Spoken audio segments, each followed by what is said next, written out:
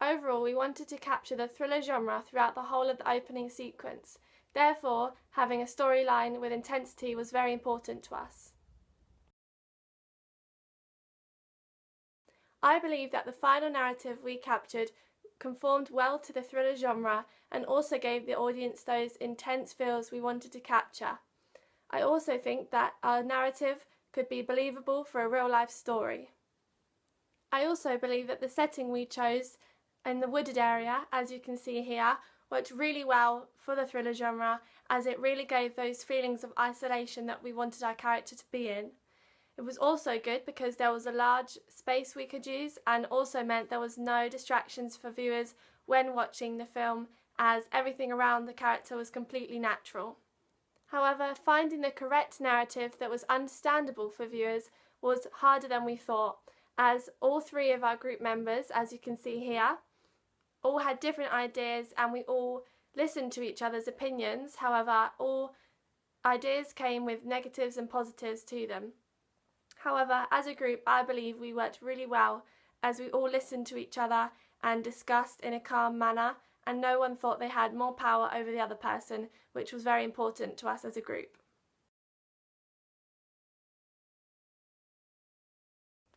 When filming the hall scenes, we used a regular tripod on a stand, which we had used before many times.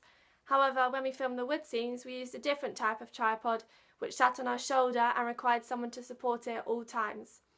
However, I believe this worked to our advantage using this different type of tripod in the wood scene, because it really showed the girl walking through the woods a lot better than a regular tripod would have, and also really showed her when she became endangered, as the camera movement became a lot faster and less steady and a bit more rapid.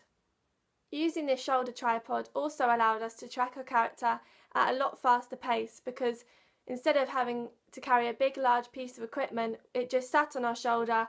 Therefore we could easily move, run, walk with it wherever we wanted, and it was just a lot better for our filming purposes.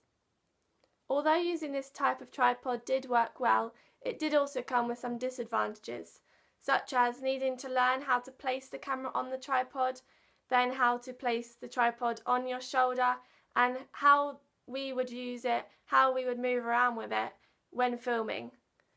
Therefore, this did take up valuable filming time, which we hadn't planned and scheduled for.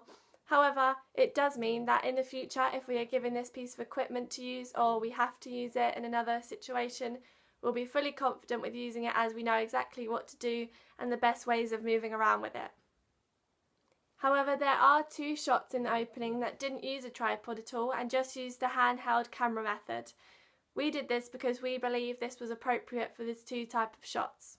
For example, one of the shots was the very high angle pan, as you can see here, which was shot in the wood scene, and we also did this in the hall scene on the very low angle shot looking up towards our character, which meant I had to position myself on the floor looking almost directly above our character, which was done to create a really interesting camera movement and frame, and we believe this worked really well. It also meant that we could capture her whole body, but just not from the simple long shot angle. By doing this, it meant that the opening had a variation of camera movements.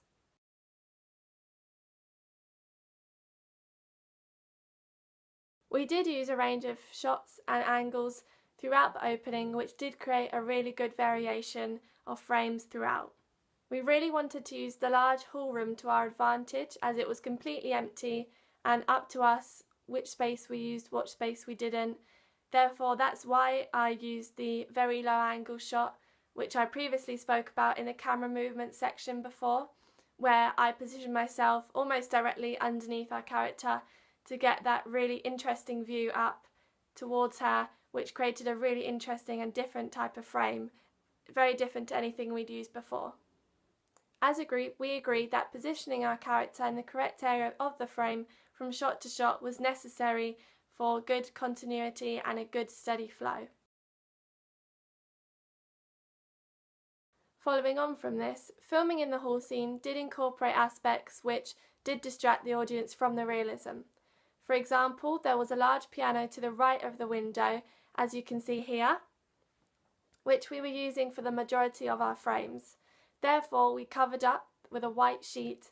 However, it did make it more obvious after doing this, in my opinion, as something was clearly under the sheet. However, we didn't want it to be known to the audience that it was a piano, as it had nothing to do with our narrative or storyline or film.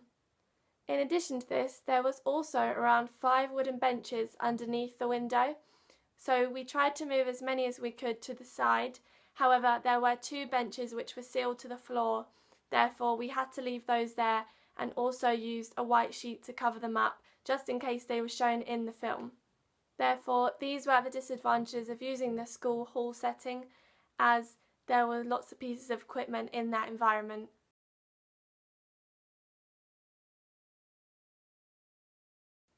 We used a range of different shot sizes to convey our characters' facial expressions and body language, as you can see here, to create that variation throughout each scene in order to make it more interesting for viewers.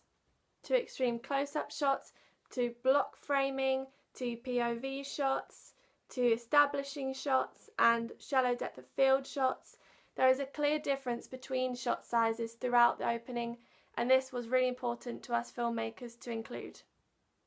Although we did use a range of shot sizes, I do think we could have pushed it and added in one more that we didn't use, which was the bird's eye view angle, which I believe would have been really effective for the wood scene.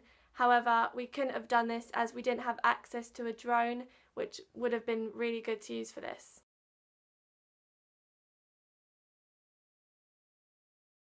The setting of our opening was very important, especially as it set the tone of our thriller and had to fit and work well with the narrative we had chosen. We knew we wanted to have 2 separate settings in order to show the difference between our character from one time period to the other. Therefore, we wanted a distinct separation.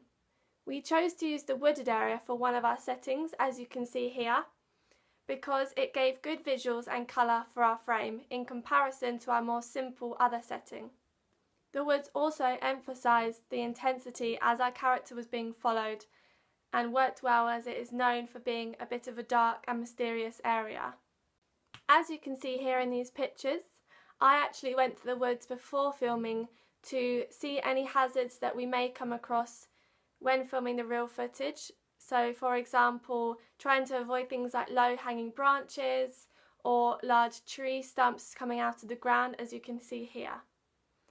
This was a really good thing to do as it prepared us for what we may come across, and we knew how to deal with things that were in the woods. In addition to this, the other scenes, which were shown in black and white, as you can see here, were shot in an empty school hall, as this was chosen because it was a big wide open space, allowing us to be creative with camera angles and shot sizes.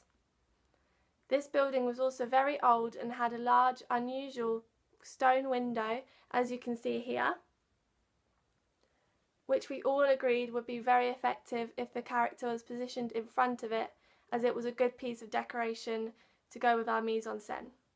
We wanted to present our character as pure and innocent in these hall scenes, therefore dressed her in a simple white dress and then applied a gold glitter piece of eye makeup to bring attention to her eye in any close-up or any shot we had of her, as you can see here. As you can also see in these images from before and after, there is a clear difference between the character before we started filming and the end of the filming. I also slightly curled her hair in the hall scenes to create that bigger difference from one setting to the other. However, in the wood scene, she was dressed in a more dark clothing, everyday look with straight hair. Our character's body language and facial expressions throughout the opening were crucial to convey her feelings to the audience, therefore extreme and close-ups were used to show those facial expressions and range of body languages. In addition, setting the white balance whenever using the camera was also very important in order to achieve a clear frame as well as using lighting appropriately. For example, no extra lighting was used in the woods filming as the natural daylight was bright enough. On the other hand, for the hall scene, we used 2 spotlights, as you can see here, and also used an iPhone flashlight, as you can see here, towards the end of our filming, as the window didn't let in any more natural light as it became dark. We positioned our character in many different ways in the frame to create variation for our viewers. However, she was always in the focus of the frame when she was in the shot. Overall, the only issues we encountered with mise-en-scène was throughout the hall scenes when we had pieces of decoration that we didn't think of including in our shots, such as posters on the wall and a wall climbing frame. However, this was easily avoided as there was a large open space to use.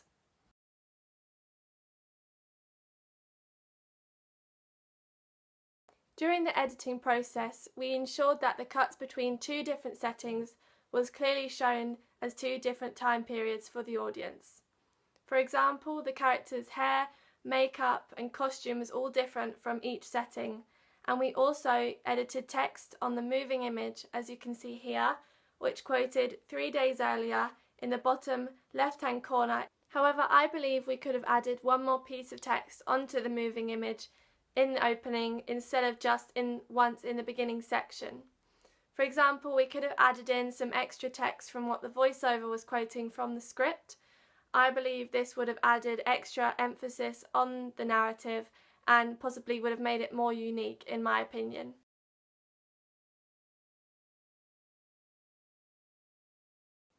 Overall, we used cut transitions the majority of the time. However, we did vary and change them by altering the pace of them, therefore we had faster and slower cuts.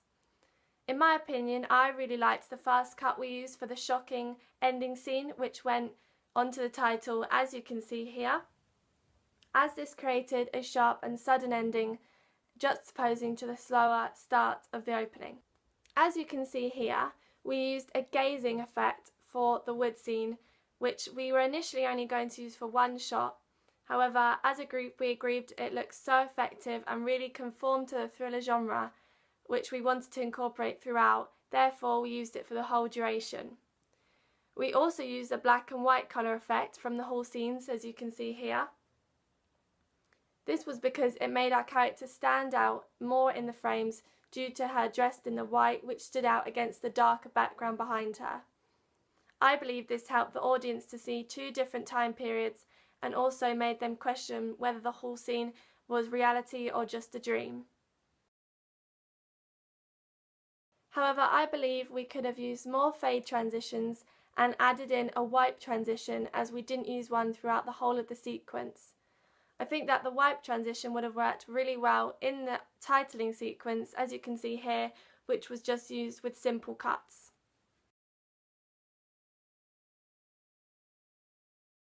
We didn't include any diegetic dialogue in our opening, which worked to our advantage as we didn't need to sync up any sound to moving image.